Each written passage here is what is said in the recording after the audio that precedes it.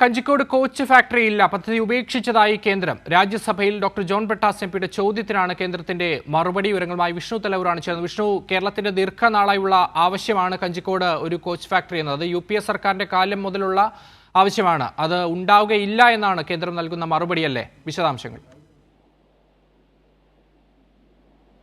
തീർച്ചയായിട്ടും 2008 ബജറ്റിലാണ് ഇത്തരത്തിൽ Palakkad Kanjikode coach factory അനുവദിക്കുന്നത്. പക്ഷേ അതിനുശേഷം ഇതുവരെ അതുമായി ബന്ധപ്പെട്ട പ്രവർത്തനങ്ങൾ നടത്തിയിരുന്നില്ല. ഭൂമി ഏറ്റെടുത്തത് 288 ഏക്കർ ഭൂമി ഏകദേശം 40 കോടി രൂപയ്ക്കാണ് ഏറ്റെടുത്തിരുന്നത്. പക്ഷെ അതിനുശേഷം കോച്ച് നിർമ്മാണ ഫാക്ടറി യൂണിറ്റ് ഇതുവരെ അവിടെ ആരംഭിച്ചിരുന്നില്ല. എന്തായാലും ഇതുമായി ബന്ധപ്പെട്ടുകൊണ്ട്, അതായത് ഈ പദ്ധതിയുമായി കേന്ദ്ര സർക്കാർ മുന്നോട്ട് പോകുന്നുണ്ടോ അല്ലെങ്കിൽ പദ്ധതി ഉപേക്ഷിച്ചിട്ടുണ്ടോ എന്ന ജോൺ ബ്രിട്ടാസ് എംപിയുടെ ചോദ്യത്തിനാണ് ഇപ്പോൾ രാജ്യസഭയിൽ കേന്ദ്ര റെയിൽവേ മന്ത്രാലയം രേഖാമൂലം മറുപടി നൽകിയിരിക്കുന്നത്. ആ മറുപടിയിൽ പറയുന്നത്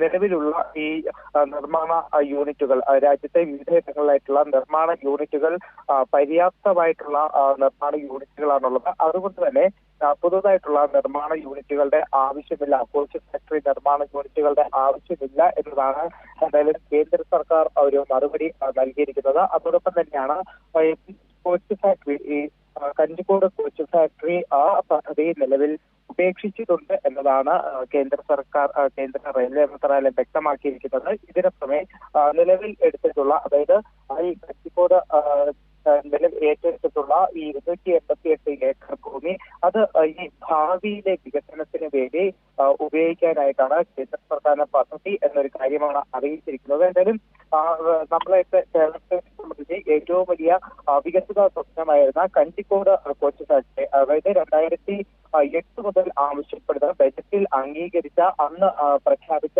അന്ന് മുതൽ തന്നെ കേരളം ശക്തമായി തന്നെ ആവശ്യപ്പെട്ടുകൊണ്ടിരുന്ന കോച്ച് ഫാക്ടറി പദ്ധതി കേന്ദ്ര സർക്കാർ ഉപേക്ഷിച്ചിരിക്കുന്നത് തന്നെയാണ് ഇപ്പോൾ വ്യക്തമാക്കിയിരിക്കുന്നത്. അക്ഷയ്.